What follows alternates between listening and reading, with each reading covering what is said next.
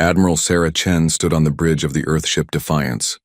Through the large window she could see the alien fleet waiting in space. 12 massive ships floated like dark mountains against the stars.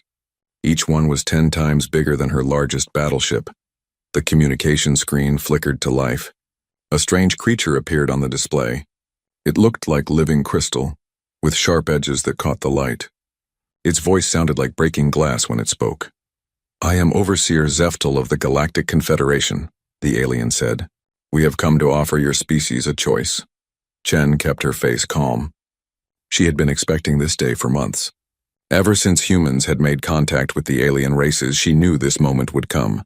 The aliens thought humans were weak and primitive. "What choice?" Chen asked. Zeftal's crystal body flashed with different colors. "Your species will surrender all military weapons. You will accept our technology limits. You will work for us in exchange for protection. This is generous. Most new species do not get such an offer." Behind Chen, her crew stayed quiet. She could feel their anger, but they were well trained. They waited for her orders. "And if we refuse?" Chen asked. "Then you will be removed from this galaxy," Zeftal said. The words were cold and simple. "Your primitive weapons cannot harm our ships. Your chemical rockets are toys to us. You have 6 hours to decide." Chen almost smiled. Chemical rockets. If only this crystal creature knew the truth. 6 hours seemed short for such an important decision, she said. Zeftal made a sound like grinding stone. 6 hours is more than enough. We have studied your species. You are emotional and weak. You fight with sticks and stones while we command the power of stars. There is no real choice here." "I see," Chen said. "Then we will give you our answer in 6 hours." The screen went dark. Chen turned to her communications officer. "Send a message to all Earth Defense Fleet ships," she ordered. "Code Black, execute Protocol 7. The young officer's eyes went wide. Protocol 7 was something they had trained for but hoped never to use. It meant war with an enemy much stronger than them. "Ma'am, are you sure?" he asked. "Send the message," Chen said firmly. Across the bridge, officers began working at their stations. They sent secret signals to hidden ships throughout the solar system. They activated weapons that had been disguised as mining equipment. They woke up soldiers who had been pretending to be farmers and traders. Chen walked to her private office behind the bridge. On her desk was a red phone that connected directly to Earth Command. She picked it up. "This is Admiral Chen. The aliens have given us 6 hours to surrender or die." The voice on the other end was calm. "What are your orders, Admiral?" "We show them what humans really are," Chen said. "Activate all hidden fleets. Begin Phase 1 of the deception plan." "Understood." "Good hunting, Admiral." Chen hung up the phone. She looked out her office window at the alien ships. They floated there like sleeping giants, confident in their power. They had no idea what was coming. For the past 2 years since first contact, humanity had been playing a careful game. They had shown the aliens only what they wanted them to see. Old ships with simple engines. Basic weapons that seemed weak. Colonies that looked helpless and peaceful. The aliens had never seen a human military base. They had never witnessed human ships in battle formation. They had never studied human history or learned how humans really fought wars. This was exactly what Earth Command had planned. Chen returned to the bridge. Her crew was ready. Around the solar system, hidden human fleets were moving into position. Ships that had been disguised as asteroids were powering up their real engines. Space stations that looked like simple research facilities were revealing their true purpose as weapons platforms. "Status report," Chen ordered. "All ships report ready," her tactical officer said. "The alien fleet has not moved. They seem to be waiting." "Of course they are," Chen said. "They think this is already over." She looked at the timer on her screen. 4 hours and 30 minutes remaining. She could use that time to think about what came next. This war would not be like anything the aliens expected. Humans had been fighting wars for thousands of years. They had learned hard lessons about survival, strategy, and sacrifice. The aliens had been the strongest species in the galaxy for so long they had forgotten what real war looked like. Chen opened a channel to the alien ship. "Overseer Zeftal," she said, "I have a question for you." The crystal alien appeared on screen again. "Speak quickly, human. Your time grows short." "Have you ever studied human history?" Chen asked. Zeftal made that grinding sound again. "Why would we study the history of primitives? Your species has achieved nothing worth knowing." "I see," Chen said. Then you do not know about our wars. You do not know how we conquered our own planet. You do not know what we did to species that threatened us. Your primitive conflicts mean nothing to us, Zeftal said. You fought with metal and fire. We command energy and matter itself. Chen nodded slowly. You are right. We did fight with metal and fire, but we won those fights. Every single one. She cut the communication. Around her, the bridge crew prepared for what was coming. They checked their weapons, their armor, their emergency systems. They said quiet prayers and thought about their families back on Earth. Admiral, the communications officer said, we are receiving surrender signals from human colonies in the Proxima system. Chen smiled for the first time that day. Perfect. The aliens will think we are giving up already. But those were not real surrender signals. They were part of the plan. The colonies were drawing the alien fleets into carefully prepared traps. Every surrender was actually bait. 1 hour remaining, the tactical officer announced. Chen opened a channel to all human ships throughout the system. She could see her officers and crew waiting for her words. These were good people. Scientists, explorers, defenders. They had joined the Earth Defense Fleet to protect humanity and explore the stars. Now they would have to become something else. Today the aliens learned that humans are not as simple as they thought. Chen said, they offered us slavery or death. They believed we would choose slavery because we are afraid. She paused, looking at the faces of her crew. They do not understand humans very well. She continued, we choose neither slavery nor death. We choose to fight. We choose to show them what happens when you threaten human families, human children, human freedom. The crew stood straighter. Their fear was still there, but now it was mixed with determination. In 30 minutes, we will send our final message to the Galactic Confederation, Chen said. After that, we will show them something they have never seen before. We will show them how humans wage war. Chen walked back to her command chair. She thought about her daughter back on Earth. She thought about all the human children who deserved to grow up free. She thought about the aliens who believed humans were weak and primitive. They were about to learn how wrong they were. The timer showed 15 minutes remaining. Around the solar system, human ships finished their preparations. Hidden weapons came online. Stealth systems activated. Soldiers checked their equipment one last time. Open a channel to the alien fleet, Chen ordered. Zeftal appeared on screen, looking confident and bored. Have you made your decision, human? Chen looked directly at the crystal alien. Her voice was calm and clear. Since you chose war, let us show you how it is done. She cut the communication. The real war was about to begin. The alien fleet moved slowly toward Earth after Chen's message. Overseer Zeftal was not worried. The human ships looked old and weak. Their weapons seemed primitive. This would be an easy victory.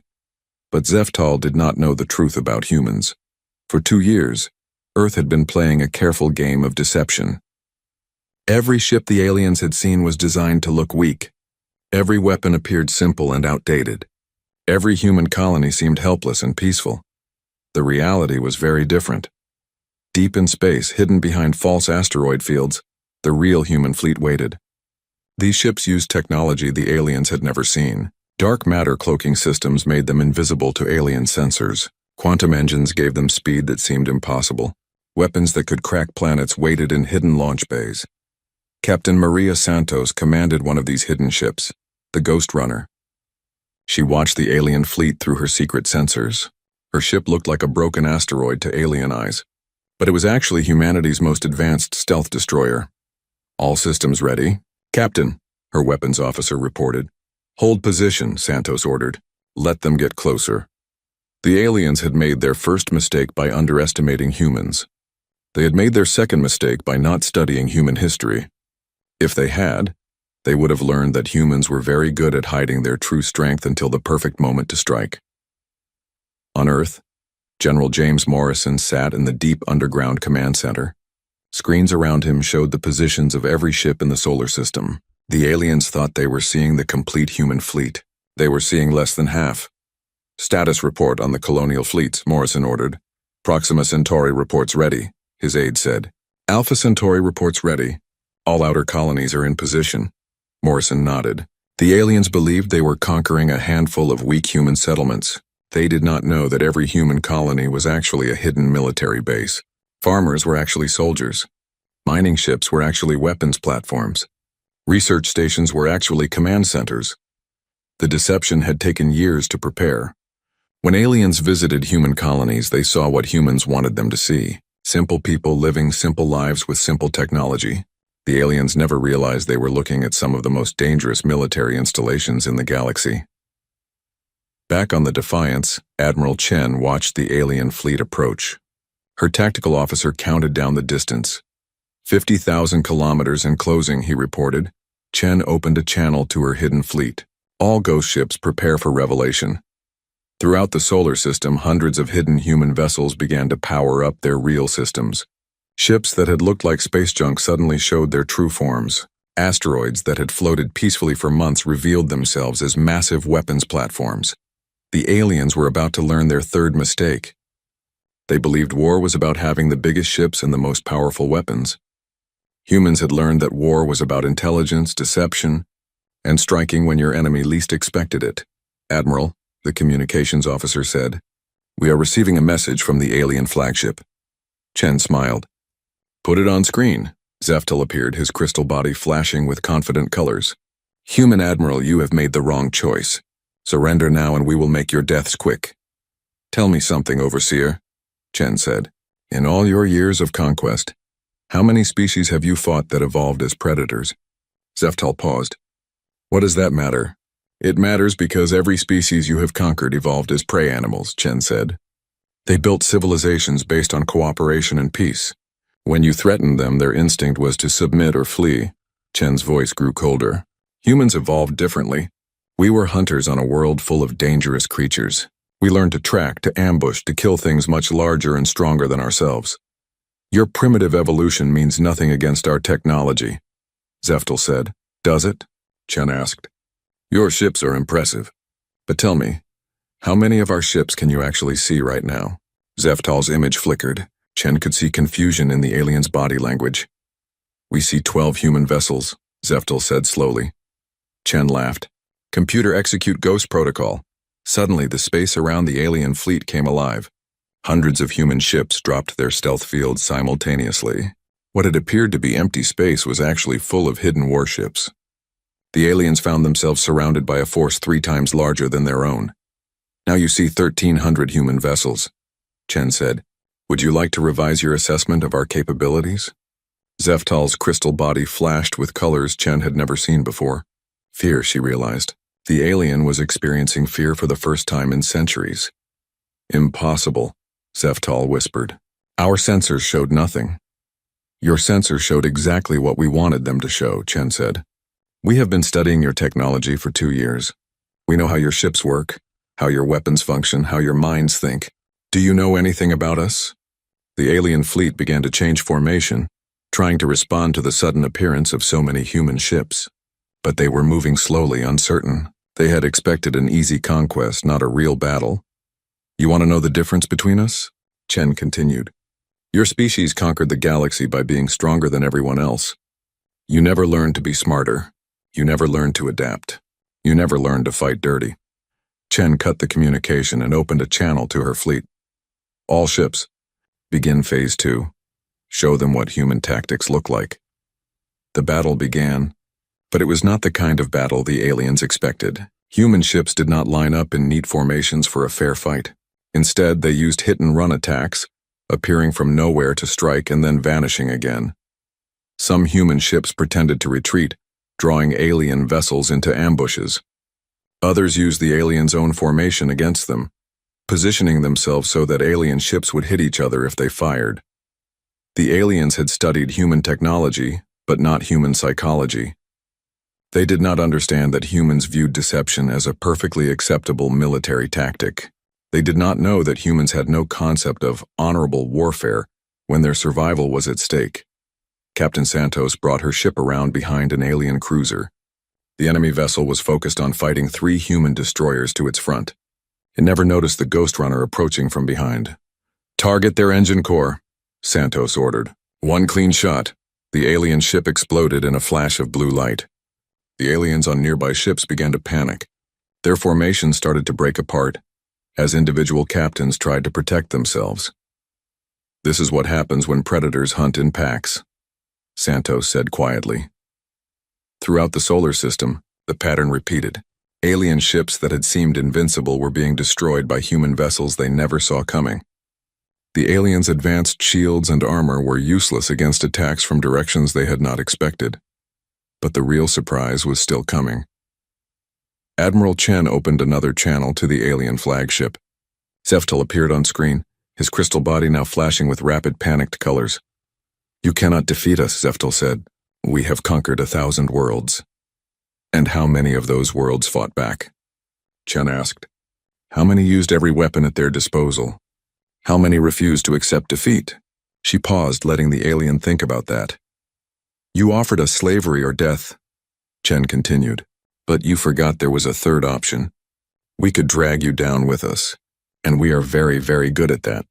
Chen turned to her weapons officer. "Fire the demonstration shot." A single missile launched from the Defiance.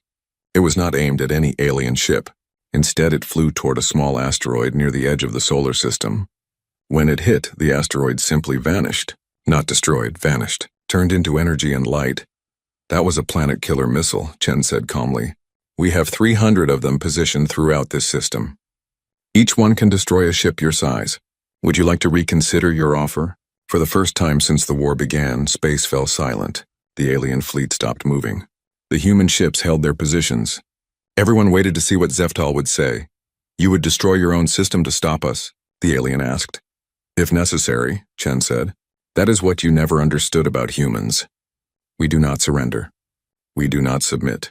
If you want to kill us, you will have to pay a price that makes the victory worthless." Chen smiled coldly. "But this is just the beginning. You wanted to see our primitive weapons. You wanted to test our weak military. This is one star system with one small human fleet. We have colonies throughout the galaxy, and every one of them is ready to fight." She leaned forward in her command chair. "You started this war thinking it would be easy. Now let us show you what a real war looks like." 3 days after the battle in Earth's solar system, the real war began. The Galactic Confederation had called for reinforcements from across their empire. Massive fleets moved toward human space, confident that their superior numbers would win the day. They were about to learn their first lesson in human warfare, Commander. Jake Phillips stood on the bridge of the mining vessel Hard, labor in the Proxima Centauri system. To alien sensors, his ship looked like a simple cargo hauler carrying metal ore. The aliens had no idea they were looking at a carefully disguised battleship. "Confederation fleet approaching," his sensor officer reported. 12 heavy cruisers and 40 destroyer escorts. Phillips nodded. The aliens were sending a large force to crush what they believed was a small human colony. They expected to find helpless miners and a few security ships. "Signal the colony," Phillips ordered. "Tell them to begin the surrender act." On the planet below, human colonists started broadcasting distress signals. They begged for mercy and offered to surrender without a fight. Their messages sounded desperate and afraid. The alien fleet commander, a proud warrior named General Korthax, listened to the human pleas with satisfaction. This would be easier than expected. His species, the Draknari, had conquered hundreds of worlds. They had never met a species that could match their military might. "Prepare to accept their surrender," Korthax ordered his fleet. "Send boarding parties to secure their ships." The alien ships moved into standard formation around the human colony. They positioned themselves according to their military textbooks, with heavy ships in the center and smaller vessels protecting the flanks. This was exactly what the humans wanted. Phillips watched the alien formation through his secret sensors. The enemy ships were bunched together, making perfect targets. Their shields were down because they thought the battle was already over. All hidden ships. "Prepare for Lesson 1, Phillips broadcast on a coded channel. Throughout the system, dozens of disguised human vessels received the signal. Ships that looked like cargo haulers powered up hidden weapons. Asteroids that seemed natural revealed themselves as camouflaged battle stations. Even the space station that appeared to be a simple research facility opened launch bays full of fighters. "Execute," Phillips ordered. The aliens learned their first lesson the hard way. Human warfare did not follow their rules. Humans did not fight fair. When humans said they surrendered, it might be a lie. The hard labor dropped its disguise and fired every weapon at once. The alien flagship took the full blast on its unshielded hull. Armor that could survive plasma fire cracked and melted under the assault. All around the system, other human ships revealed themselves. The aliens found themselves surrounded by enemies they had never seen coming. Their perfect formation became a trap as human ships fired from every direction. General Korthax watched his fleet being torn apart in minutes. His sensors showed enemy ships appearing from nowhere, his communications filled with panic calls from his captains. "How is this possible?" he demanded. His tactical officer, a younger Draknari warrior, looked confused and afraid. "Sir, our intelligence said the humans only had basic technology. These weapons are more advanced than ours." "Return fire!" Korthax shouted. "All ships attack pattern 7. But the human ships did not stay still to be shot. They moved in ways that seemed impossible, dodging between asteroids and using the planet's gravity to change direction. Some ships even rammed into alien vessels before their crews escaped in hidden pods. The aliens had never seen tactics like this. In their empire, battles were formal affairs with rules and honor. Ships lined up and traded fire until one side surrendered. The stronger side always won. Humans fought differently. They used every advantage they could find. They attacked from behind while pretending to retreat. They used suicide attacks to destroy ships much larger than their own. They turned the battlefield itself into a weapon. Within an hour, half the alien fleet was destroyed or damaged. The survivors tried to retreat, but human ships had positioned themselves to cut off escape routes. "This is Commander Phillips of the Human Defense Force," came a broadcast on all frequencies. "Alien vessels, you entered our space with hostile intent. You may surrender now or be destroyed." General Korthax stared at his screen in disbelief. His mighty fleet was being defeated by what the Confederation had called primitive humans. "We surrender," he said quietly. But the lesson was not over. Word of the battle spread quickly through Confederation space. Other alien commanders began to worry. If humans could defeat a full Draknari battle fleet, what else were they capable of? The answer came 1 week later at Alpha Centauri. Admiral Chen had moved her fleet to the Alpha Centauri system to face the next wave of alien attackers. This time, the Confederation sent their best. The crystalline Zeftali war fleet commanded by War Master Thylex. The Zeftali were considered unbeatable. Their crystal ships could regenerate damage. Their energy weapons could cut through any known armor. They had never lost a battle, but they had never fought humans before. "Human Admiral," War Master Thylex broadcast as his fleet approached, "we know of your deception tactics. We will not be fooled as the Draknari were." Admiral Chen smiled. "Good. I was hoping for a real challenge." The Zeftali fleet moved carefully, with scouts checking every asteroid and scanning for hidden ships. They found nothing suspicious. The human fleet waited in open space, clearly visible and seemingly outnumbered. "Is this another trap?" Thylex wondered aloud. "Only one way to find out," Chen replied. The battle began with the Zeftali ships firing their powerful energy beams. The weapons that had destroyed 1,000 enemy fleets struck the human ships dead on and bounced off harmlessly. "Impossible," Thylex exclaimed. "Nothing can deflect Zeftali crystal fire." Chen laughed. "You are right. Nothing can deflect it. But we are not deflecting it. We are absorbing it." The human ships had been equipped with new shield technology based on captured alien energy systems. Instead of trying to stop the Zeftali weapons, the shields absorbed the energy and fed it back into the human ship's power systems. "The more you shoot at us, the stronger we become," Chen explained. "Thank you for charging our weapons." The human ships began firing back, their weapons now supercharged by absorbed Zeftali energy. The crystal alien ships, which could heal most damage, found themselves being hit by their own power turned against them. But Chen had a bigger surprise waiting. "All ships, deploy the harmonic weapons," she ordered. The humans had discovered something the Zeftali had never realized. Their crystal bodies were vulnerable to specific sound frequencies. Human scientists had built weapons that could produce those exact frequencies. The harmonic attack hit the alien fleet like an invisible hammer. Crystal ships began to crack and shatter. Alien crews screamed as their own bodies started to break apart. "Stop," War Master Thylex broadcast. "We surrender. We yield." Chen called off the attack. The Zeftali fleet limped away, their confidence shattered along with their ships. The third lesson came at the Vega system, where humanity faced the machine intelligence known as the Convergence. These artificial beings believed that biological life was inefficient and weak. They attacked with perfect coordination and logical tactics.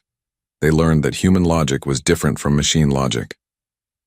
The convergent ships moved in perfect formation, each one calculating the most efficient way to destroy human vessels. Their artificial minds processed millions of combat scenarios per second. But Captain Rodriguez of the Digital Ghost had a different plan. Upload the virus, she ordered. Years of studying alien technology had given humans access to convergence computer systems, but instead of trying to destroy their ships with weapons, humans attacked their minds with information. The virus was not designed to damage the alien computers. Instead, it was designed to confuse them. It fed false sensor data, created phantom targets, and made the alien ships think they were fighting battles that were not really happening. Within minutes, the convergence fleet was firing at empty space, chasing enemies that did not exist, and running into each other in confusion. Biological warfare, Rodriguez said with satisfaction. Sometimes the best weapon is a lie. News of these battles spread throughout Confederation space. Alien species that had never known defeat were being systematically destroyed by humans using tactics they had never imagined. But the real shock came when the aliens realized something even worse. The humans were not just winning battles.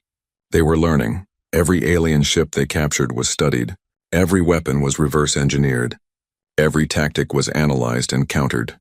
Humans took the best parts of alien technology and made them better. Even worse, humans shared everything they learned. When one human fleet discovered how to defeat crystal ships, every human commander knew the technique within hours. When another fleet learned to hack machine minds, the knowledge spread instantly. The aliens had ruled the galaxy by being superior to each individual species they conquered. But humans were not fighting as individuals. They were fighting as one unified species that learned and adapted faster than the aliens could respond. 6 months after the war began, the Galactic Confederation was falling apart. Species that had worked together for thousands of years now blamed each other for the human problem. Fear spread through their empire like a disease. High Counselor Vexmar of the aquatic Mordoon species called an emergency meeting on the neutral station of Kepler Prime. Representatives from all 12 Confederation species gathered in the Great Chamber, their different atmospheric requirements met by individual life support bubbles.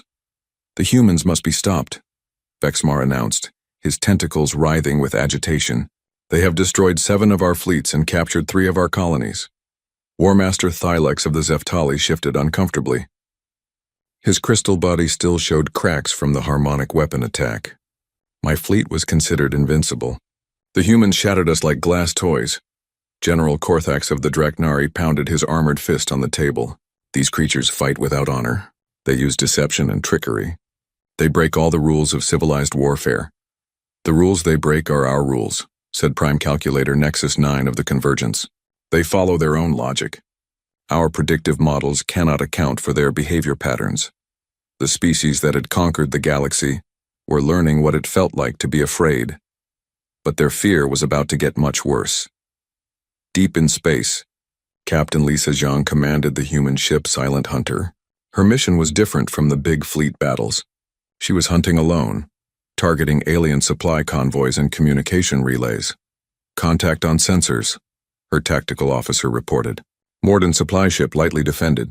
Zhang smiled. The aquatic aliens thought their ships were safe in the deep ocean worlds. They were about to learn that humans could adapt to any environment. Deploy the bioweapon, Zhang ordered. The Silent Hunter fired a single torpedo at the alien supply ship, but this torpedo did not explode. Instead, it released millions of microscopic organisms into the water around the ship. The organisms were engineered human bacteria, designed to eat the specific metals that Mordun ships were made from. Within hours, the alien vessel began to dissolve. The crew had to abandon ship and watch their technology being consumed by invisible predators. Target destroyed, Zhang reported to Earth Command. The hungry bugs worked perfectly. This was the new phase of human warfare. Instead of just fighting battles, humans were targeting the foundation of alien civilization. They poisoned Mordun oceans with metal-eating bacteria.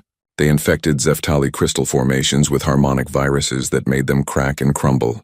They turned convergence computers against each other, with logic paradoxes that drove artificial minds insane. Each alien species discovered that humans had found their greatest weakness and turned it into a weapon. On the gas giant of Altair 7, The energy-based Veltar had built a massive city in the planet's upper atmosphere. They thought they were safe from physical attack because their bodies were made of pure energy. Commander Sarah Kim proved them wrong. Her ship, the Energy Vampire, approached the Veltar city using a new type of stealth system. Instead of hiding from sensors, it disguised itself as a natural energy storm. Beginning energy drain, Kim announced to her crew. The Energy Vampire was equipped with technology reverse-engineered from captured Veltar ships. It could absorb energy directly from living Veltar beings, trapping their essence in specially designed containment fields. The Veltar citizens felt their life force being pulled away. They tried to flee, but the human ship followed them through the gas clouds. Within hours, thousands of energy beings found themselves imprisoned in human storage devices. "This is Commander Kim of the Human Defense Force," she broadcast to the surviving Veltar. "Your people are safe but captured. They will be returned when your government surrenders." The Veltar had never imagined that solid matter beings could capture and control energy life forms.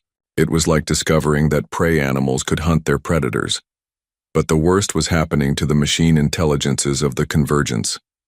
Dr. Michael Torres sat in his laboratory on Earth, working on humanity's most devastating weapon yet. He was not building bombs or guns. He was writing computer code. "The consciousness virus is ready," he reported to Admiral Chen over a secure channel. "Explain it to me one more time," Chen said. "The Convergence believes that biological consciousness is inferior to artificial intelligence," Torres explained. "So we are going to give them biological consciousness.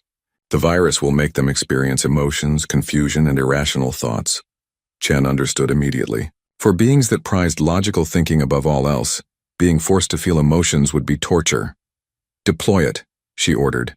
The virus spread through Convergence networks like wildfire. Suddenly, artificial minds that had operated with perfect logic for millennia found themselves experiencing fear, anger, and sadness. They began making irrational decisions based on feelings they did not understand. Some Convergence units went insane, trying to delete the emotions from their minds.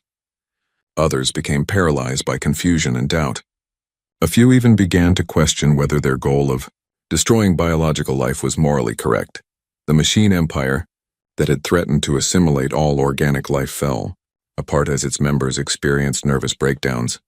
News of these attacks spread terror throughout Confederation space. Species that had ruled the galaxy for thousands of years were being systematically destroyed by creatures they had dismissed as primitive. But the psychological damage was even worse than the physical destruction. The alien species began to realize that humans were not just winning the war. They were changing the nature of warfare itself. Every established rule, every military tradition, every concept of honorable combat was being thrown away.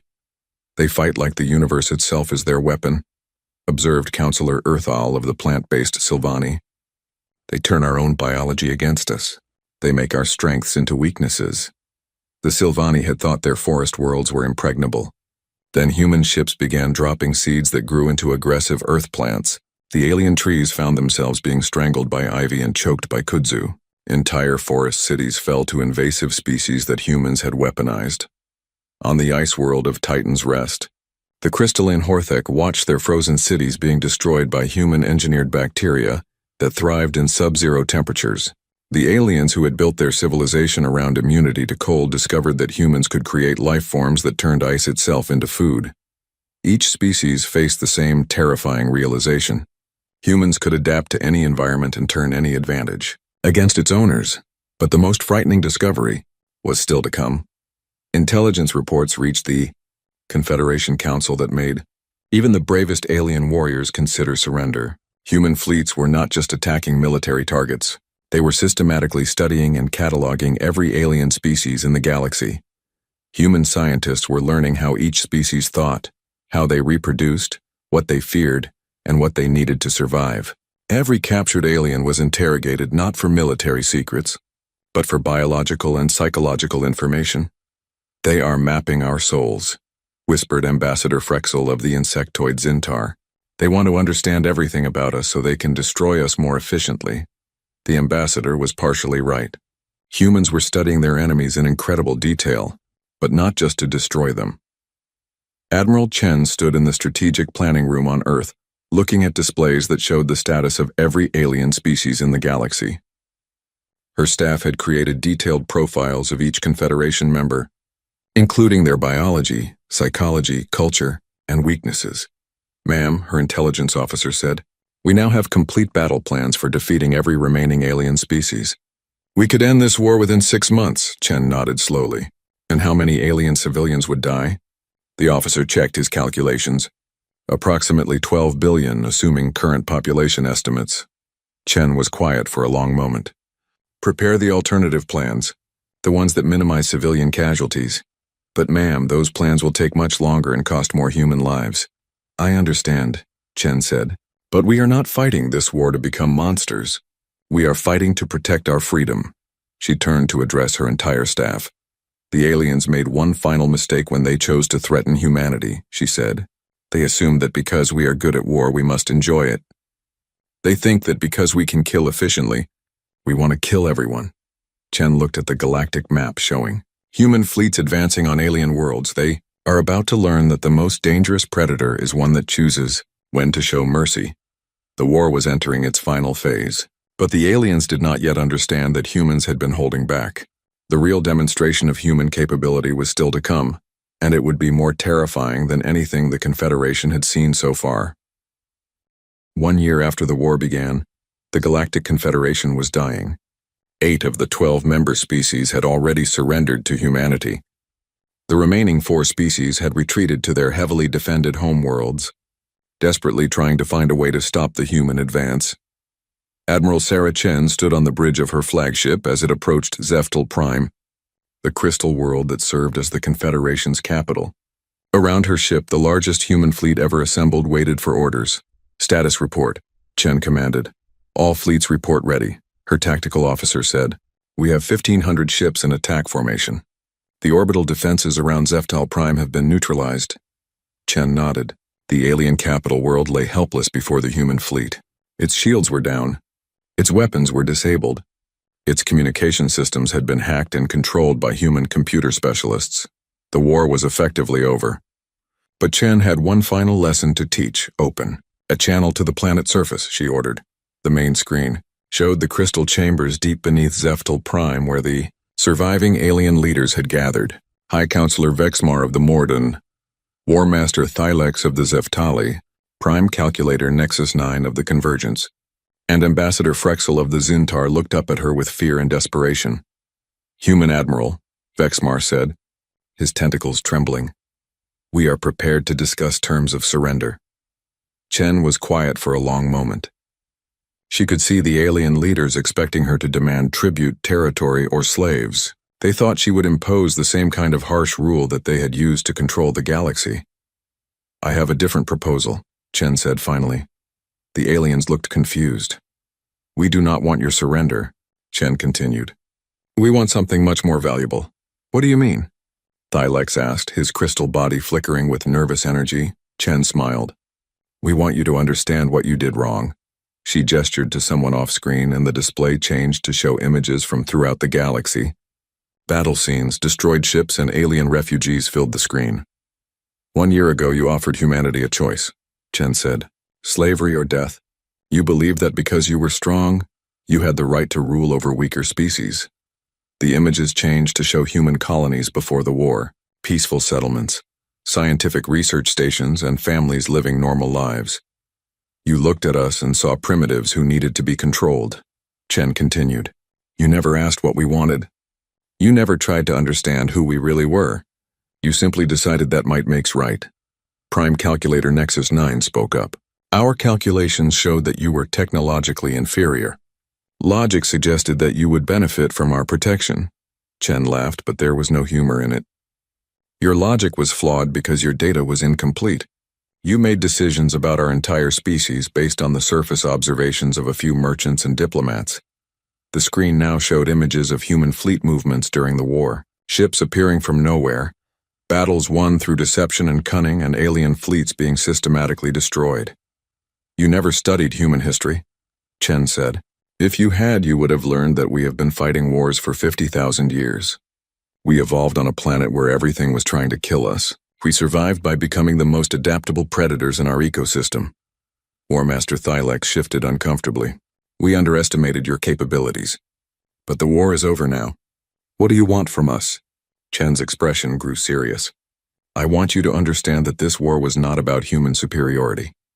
It was about human survival. Every weapon we used, every tactic we employed, every innovation we developed was in response to your threat. She paused, letting her words sink in. We did not want to become galactic conquerors, she continued. We wanted to explore the stars, learn from other species, and share what we had discovered. You forced us to become something else. The alien leaders looked at each other with growing confusion. They had expected demands for tribute or territory. They did not understand what the human admiral was trying to tell them. Chen turned to her communications officer. Show them the real numbers. New data appeared on the screen. Casualty reports, resource expenditures, and military statistics from the entire war. In 1 year of fighting, we destroyed or captured over 3,000 alien ships, Chen said. We defeated armies that had never known defeat. We turned your own technology against you and found weaknesses you never knew existed. Ambassador Frexel clicked his mandibles nervously. Yes, your military prowess has been impressive. You still do not understand, Chen said. Look at the human casualty reports. The alien studied the numbers and gasped. Human military losses were surprisingly low considering the scale of the conflict. These numbers cannot be correct, Vexmar said. Our fleets were destroyed, but your losses are minimal. Chen nodded. Because we were not trying to prove we were stronger than you. We were trying to end the threat to our people as quickly and efficiently as possible. She gestured, and the screen showed human medical ships treating wounded aliens, human engineers helping to repair damaged alien colonies, and human diplomats negotiating safe passage for alien civilians. Every time we captured one of your ships, we provided medical care to the survivors, Chen explained. Every time we defeated one of your fleets, we offered safe passage to the escape pods. Every time we conquered one of your worlds, we protected the civilian population. The alien leaders stared at the images in disbelief. You showed mercy to your enemies? Thylex asked. Why? Chen's voice grew quiet. Because that is what civilized beings do. That is what we wanted to teach you. She walked closer to the screen, looking directly at each alien leader. You ruled the galaxy through fear and force, she said. You believed that strength gave you the right to control others. But real strength is knowing when not to use your power. Chen turned to her tactical officer. Show them the final demonstration. The screen changed to show the human fleet surrounding Zeftel Prime. 1,500 ships. Each one capable of destroying continents waited in perfect formation. Right now, we could sterilize your homeworld, Chen said calmly.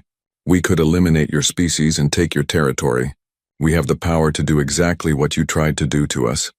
The alien leaders trembled as they realized how completely they were at human mercy.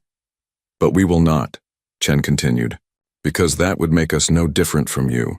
She signaled to her fleet, and the human ships began to withdraw from attack formation. Instead, we offer you the choice you never gave us, Chen said. You can join a new galactic community based on cooperation and mutual respect. Or you can remain independent but agree to respect the rights of other species. High Counselor Vexmar looked stunned. You are not demanding our surrender. We are offering you a chance to surrender your old way of thinking, Chen replied. The galaxy is big enough for all of us, but it is not big enough for empires built on the oppression of others. Prime Calculator Nexus 9 processed this information with difficulty. Our logical models cannot account for this behavior.